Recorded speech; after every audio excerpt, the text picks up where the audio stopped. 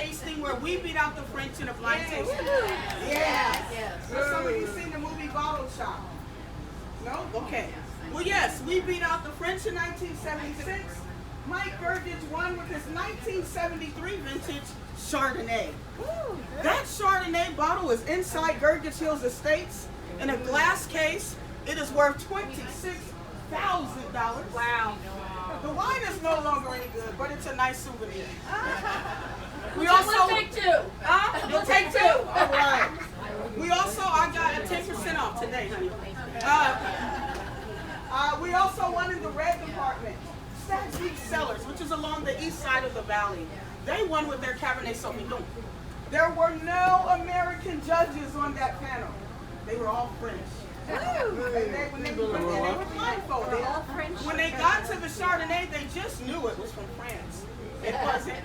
When they found out that they picked California wine, they were upset. They said, oh no. Well, I bet you can't lay this bottle down. Laying a bottle down means aging the bottle. They demanded a rematch. So we laid the bottle down, went back, beat them again with the same wine. There was a woman judge on the panel. Her name was Odette. She was so embarrassed that she picked a California wine. She wanted her name stricken from the record. But there was media there. So right next to Stag's Leap Cellars, I kid you not, there was a tiny little winery that we named Odette. You will forever remember her. As a reminder. This side, wait, oh, they might. I'll hurry. Yes. So, folks, I am not just the bartender here. I am also one of the wine educators here at the Wine Train. And this is the time, I know Michelle told you a lot. She knows more than me, actually. She's been here 25 years. She is our most senior server here, okay? So anyway, this is the time I'd like to talk to you about the valley and the winemaking process, the growing season, okay? Now, we are world-renowned. There are two main reasons that makes us so special for growing wine grapes. It is our soil and our climate, okay? We are surrounded by two mountain ranges. To the east of us, over there, that mountain range is called the Vaca Mountains. The Vaca Mountains protects us from the scorching heat of the Central Valley. And to the west of us, behind me, that mountain range is called the Mayacamas Mountain Range. The Mayacamas Mountain shields us from the cool marine influences experienced by our neighboring Sonoma County. Okay? Also, further north, once we get into St. Helena, you will see her. Mount St. Helena. She is the tallest peak in the valley, 1,100 feet above sea level. Okay, and please, not to get confused with Mount St. Helens. Okay? Mount St. Helena. She erupted millions of years ago. So we're going to have clay-like soil on the east, marine-like soil on the west, okay? We were completely underwater 160 million years ago. Tectonic action and earthquakes brought these ranges up, as well as that volcano. Are you having trouble? Okay, gotta go quick. As well as that volcano, okay? So with that being said, in the entire world, there are 104 types of soil. Napa Valley has 52 of them. Wow. Half of the entire world's soil right here in Napa Valley. Now that's amazing because we're only 30 miles long, 5 miles wide at its widest point. So to have half the world's soil, you cannot beat that, okay? Our soil and our climate is very, very diverse. In the summertime, each mile that we travel north, we get a degree warmer. We will be 15 degrees hotter in St. Helena than we were in Napa, okay? It is also so diverse. We had to break the valley down into districts, AVAs, or American viticultural areas. If you hear any of these terms while you're here in Napa Valley, they're talking about the same thing, okay? You'll notice little red signs that say Oak Knoll, Oakville, Yountville, Rutherford, St. Helena. These are the districts. Each district has its own soil type and its own microclimate. I could plant a Cabernet Sauvignon vine in Rutherford, go directly across the street, plant that same Cabernet Sauvignon vine in St. Helena,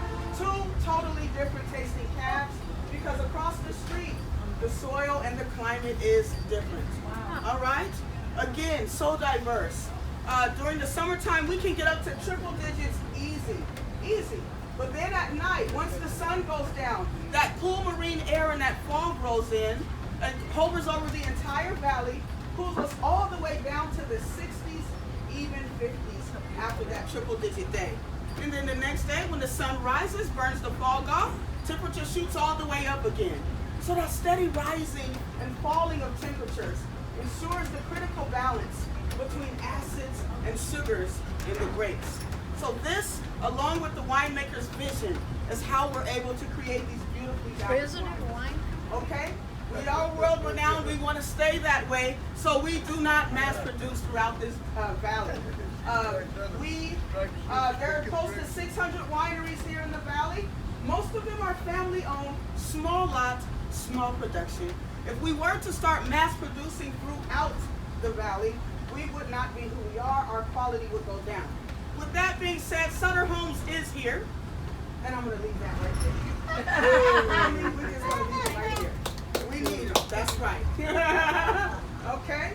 So we do have some that do mass produce, but most do not. Okay? Like Michelle was saying, harvest is, we've already started harvesting. We will start to get our Cabernet Sauvignon wines soon. Then we will harvest those in October, November, okay? We need that sugar level to be very high, and we harvest by hand. We do not cut corners. The machines are too rough on the vines. The machines go through the vines, shake the vines, damage the vines, and get everything that we do not want. So we do not use those machines. We harvest by hand, and we harvest at night. For several reasons. First and foremost, it is, yes. Where do whoever does it, where do they live? They live here. Yeah. They live here. And the wineries tend to hire the same team every year because they know what the winemaker wants. So we do it at night. Okay. To protect the workers, of course. And also, so if during the day what's happening in harvest season, when the sun is up, it's raising the sugar level in those grapes. We call it bricks. Okay? So the winemaker will get out into the field with their tool. It's called a refractometer. They'll take that tool out into the vineyards, get samples of grapes, put the juice onto that tool. That tool will let them know the bricks level, the sugar level. So say the winemaker wants it at 17.5 bricks, and it's at 17.5 bricks. That's when they call their team up and say, we are harvesting tonight. Because do they have big lights, or do they have headlights? Yes, ma'am. Big industrial lights out there. Fireflies are not fireflies. It is the lights on their helmets. And they have this little J-shaped knife, and they're going down the road really quick. So it's little lights on their helmets? Yes, ma'am. Okay. Yes. Interesting. Thank you. So that's when she'll say we're harvesting tonight. Because again, once the fog and the marine air rolls in, the grapes are stabilized. The sugar level is no longer rising. They must pick everything before the sun comes back up, and then the grapes are unstable. So this also, if we were to pick during the day, it's hot. They're throwing the grapes into half-ton bins. They are soft at that time. They're going to start to crush on each other. When that happens, the natural yeast that lives on the outside of those grapes will start to eat the sugar, convert the sugar into alcohol, and in other words, fermentation will begin. And yes, we love Mother Nature, but we want to control fermentation. So these are the reasons why we pick at night. Okay? You will notice fans and heaters out in the vineyards. All right? We turn those on when we know we're going to get a frost. We do not make ice wine here. So when we know we're going to get a frost, we turn those on, circulate the air, and blow heat throughout the vineyards. That's what those are for. You will also notice rose bushes in front of some of these vines. They are there for aesthetics, yes. However, they do serve a purpose. They play like the canary in the mine. Okay? The rootstock of the rose vine and the rootstock of the grapevine have similar DNA. So if anything were to attack these vines, any disease, we will see signs on the roses. Okay? And that will alert the farmer to get out into the field and see what's going on. I heard Michelle also say once harvest is over, these vines do go into dormancy. So they're going to sleep all winter. And that's when we plant cover crops, such as wild mustard, wild radishes, fava beans. All of this grows in between these vines, and it adds nitrogen to our soil. All right, once bud break begins, which is April, May, we'll till those weeds further into the soil to add further nourishment. You'll also notice irrigation systems at the bottom. We rarely use it. The drought is terrible for us, perfect for these vines here. These are not table grapes. These are not what was on your appetizers.